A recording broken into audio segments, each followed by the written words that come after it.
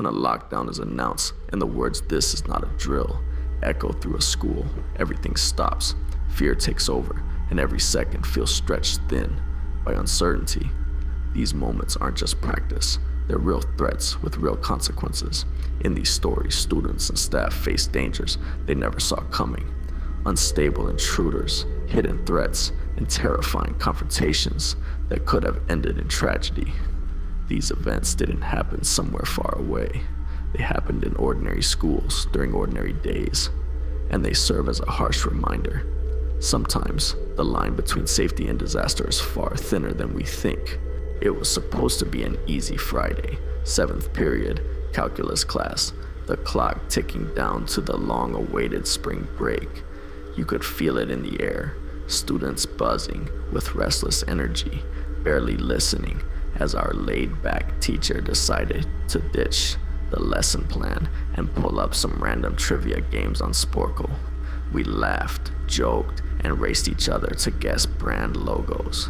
I still remember the exact moment everything changed. It was right after my friend shouted out Adidas.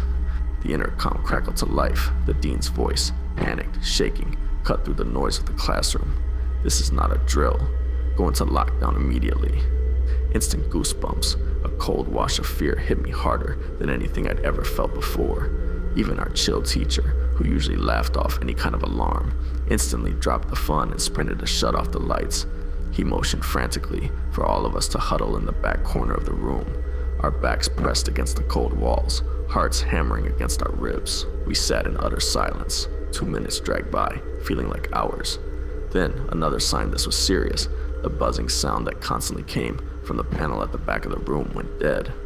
The school had cut the power that had never happened during a drill before.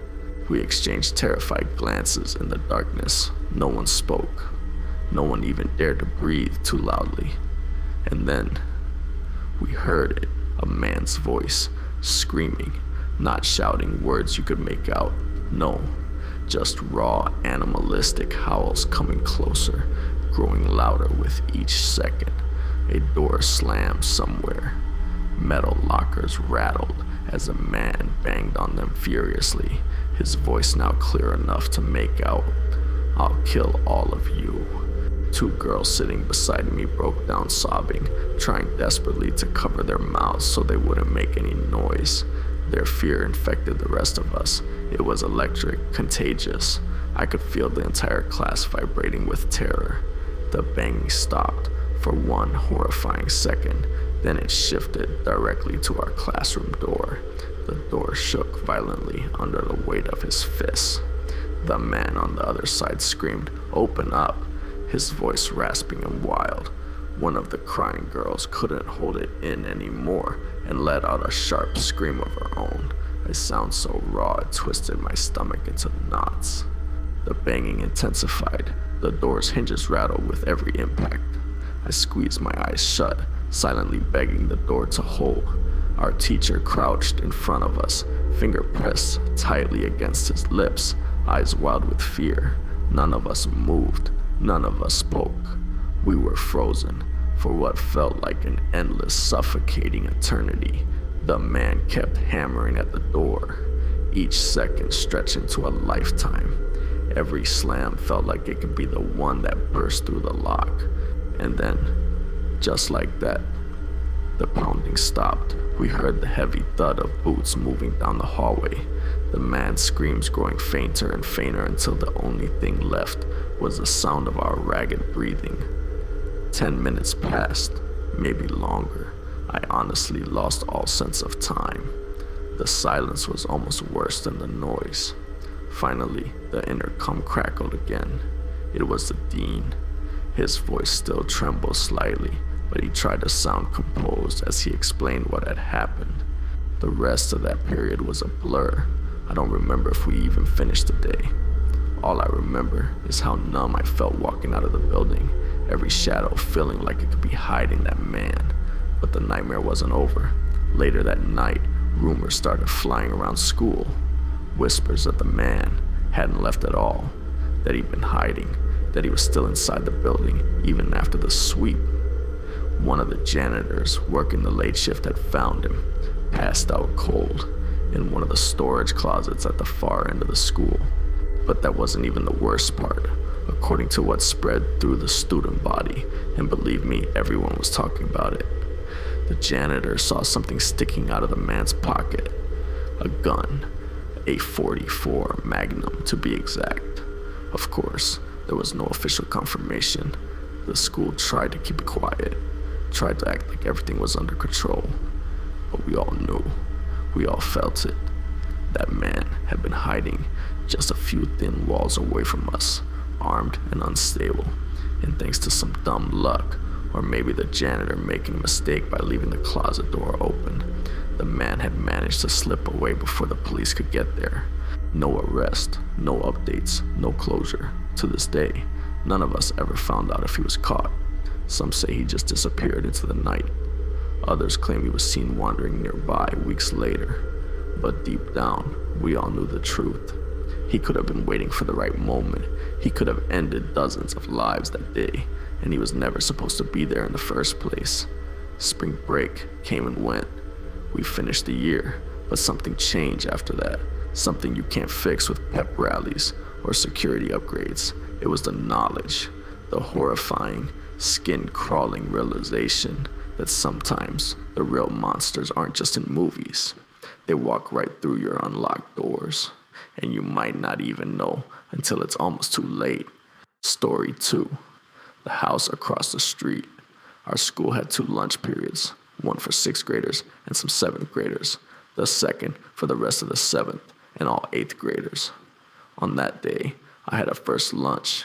It was early October, one of those gloomy days where the clouds hang low and the rain drizzles just enough to make everything feel heavier, slower. I remember standing in line at the cafeteria, joking with friends when we heard it. 4 loud booms.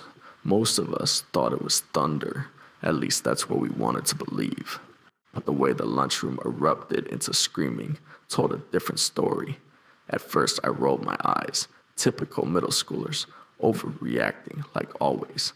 But then campus security burst into the cafeteria, shouting at everyone to move.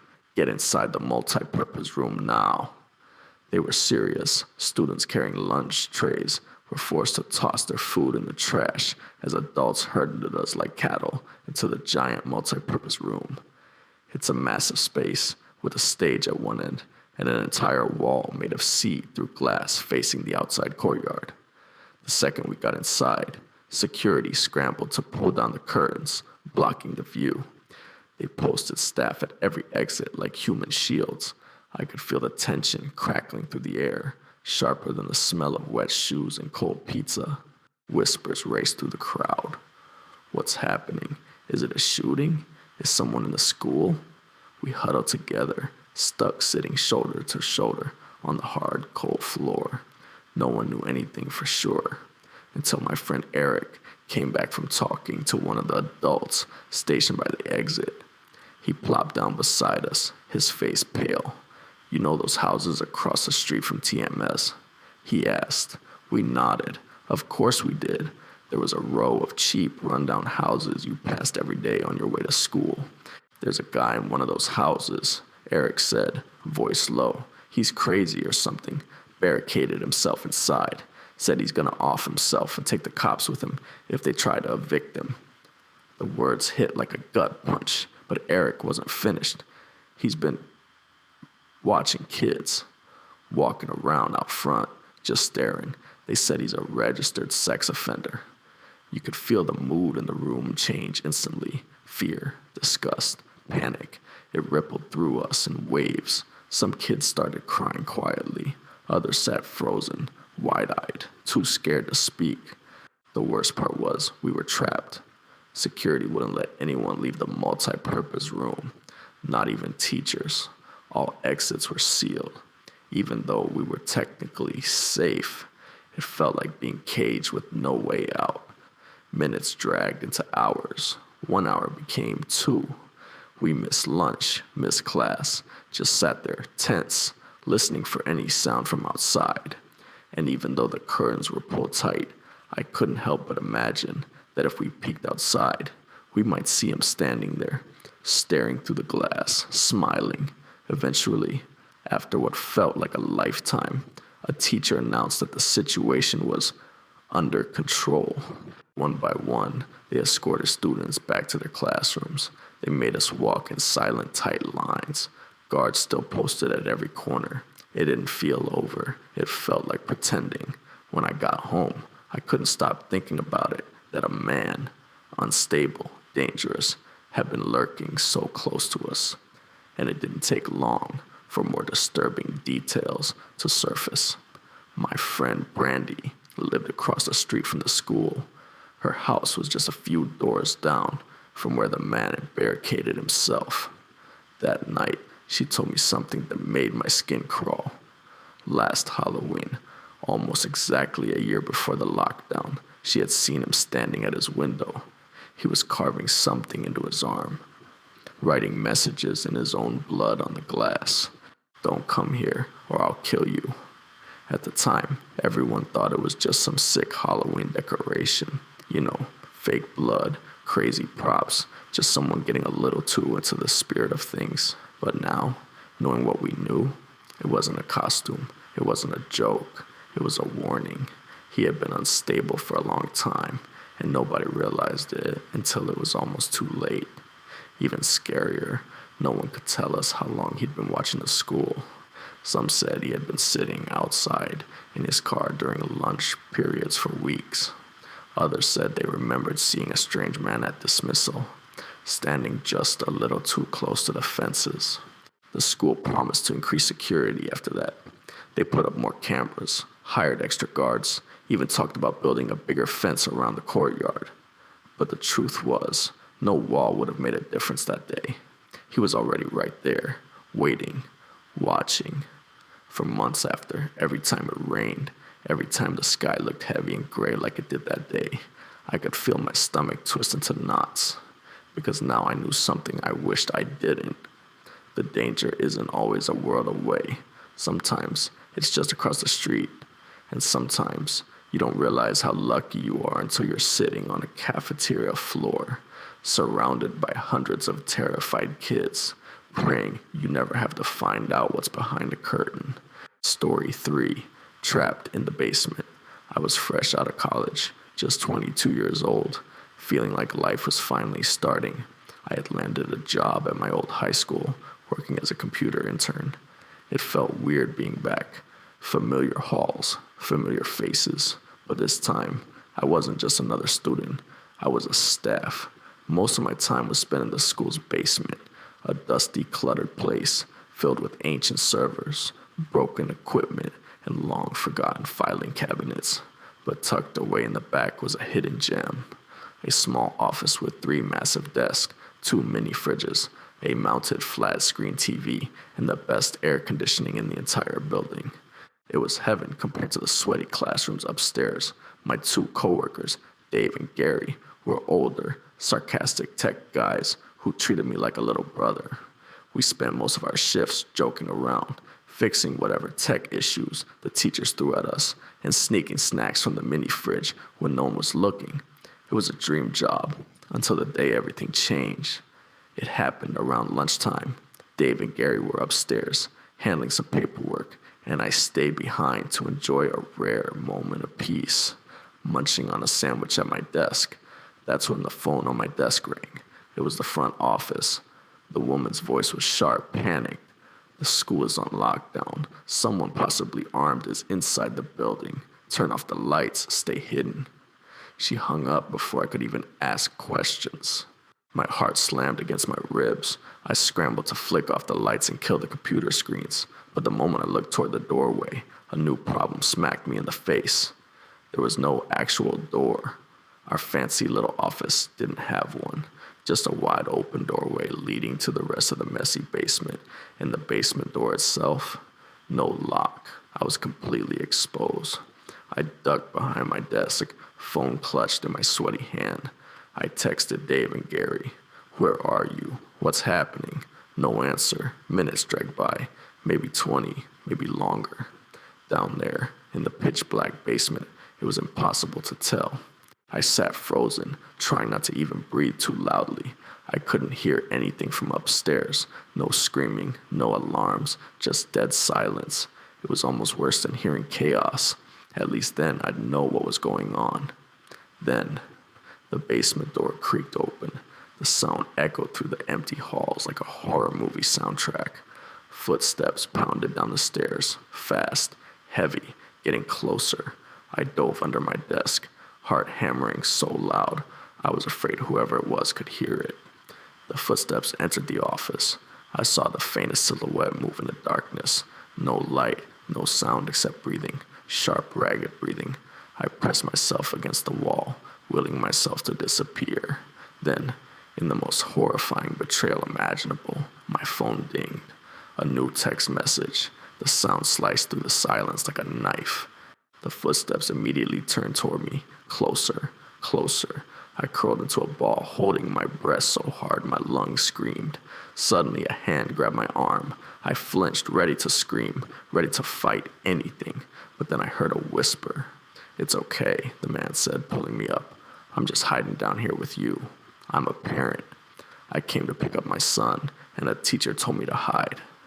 His voice was weirdly calm, too calm, so something about him felt off, even in the dark. He wore a red plaid button-up, jeans, and a faded black and red cap. In the faint light, I could barely make out his face. Blank, almost too still. I wanted to believe him. I really did. But instinct screamed at me that something was wrong. He asked if there was an exit down here. I pointed in a vague direction, lying, buying time. Then I checked the text on my phone. It was from Dave. "Dude, stay put. Some guy with a gun shot Mr. Buckley, red shirt and hat. Do not come up." My blood ran cold. I looked up at the man standing next to me, red shirt, red hat, the same guy Dave had just warned me about. I tried to stay calm, but my eyes must have given me away. The man shifted, suddenly suspicious. The air between us turned razor sharp. I had two choices, stay or run. Without thinking, I bolted. I shoved past him, sprinting blindly through the pitch-black basement, feet slamming against the floor. Bang! A deafening gunshot exploded behind me, the sound bouncing off the concrete walls. I felt something whistle past my ear, too close. Metal clanged somewhere to my left, where the bullet ricocheted, but I didn't stop. I didn't even look back. I reached the stairs two at a time, scrambling up toward the light, toward anything that wasn't that basement. As I burst through the basement doors into the main hallway, a swarm of police officers tackled the man the second he tried to follow. They had been waiting, weapons drawn, at every exit. They pinned him to the ground, cuffing him as he fought, and shouted incoherently. The school was locked down for another few hours, but the immediate danger was finally over. Later, we learned the full story. The shooter had some personal beef with Mr. Buckley, one of the teachers. Nobody knew exactly what the grudge was about. It was never made public, but whatever it was, it had driven him to bring a weapon to a school. Mr. Buckley survived, thank God. The bullet hit him in the shoulder, missing anything vital. But he would carry the scar for the rest of his life. And me, I carried something else, the memory of that split-second decision, the moment when my life hung in the balance. The sound of that gunshot still echoes in my mind every time I walk into a dark room. Because sometimes it's not the monster under your bed you should be afraid of. It's the one standing right beside you, whispering, "It's okay." 3 lockdowns, 3 moments where life could have ended in an instant. A hallway filled with screams, a neighbor hiding horrifying secrets, a stranger with a gun just a few feet away. We like to think school is a safe place, but sometimes danger slips through the cracks, hidden behind ordinary faces. These weren't just drills. They were real, terrifying glimpses into how fragile safety really is. And if these stories prove anything, it's that you never truly know how close you've come to the edge until you look back and realize you survived what others might not have.